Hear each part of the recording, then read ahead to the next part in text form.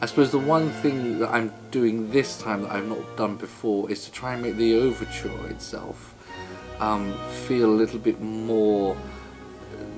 like chaos. Chaos is not the right word, but in a way there's something that's got to be scary and unfulfilled about this massive E minor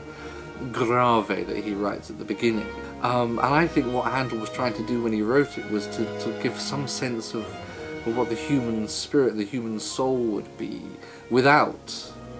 redemption, without the sense of a Messiah. Because what happens is, once you get through the overture with its more lively, spirited second section, we transform from E minor into E major, and the tenor comes in and says, "Comfort ye, my people." And so then we arrive at part one with this wonderful sort of preparation for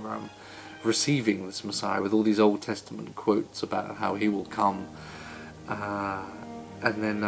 so basically what I'm trying to seek to do in my interpretation this time, which is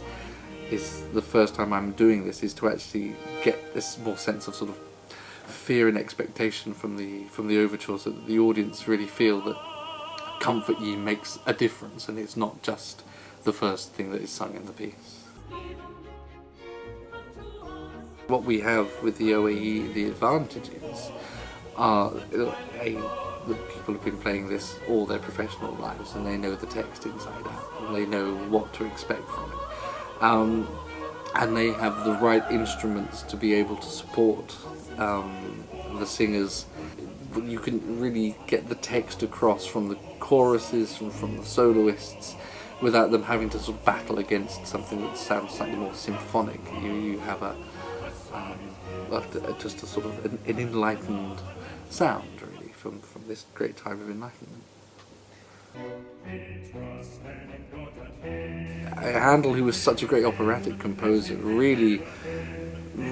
nails that sort of sense of excitement in part one, and that sense of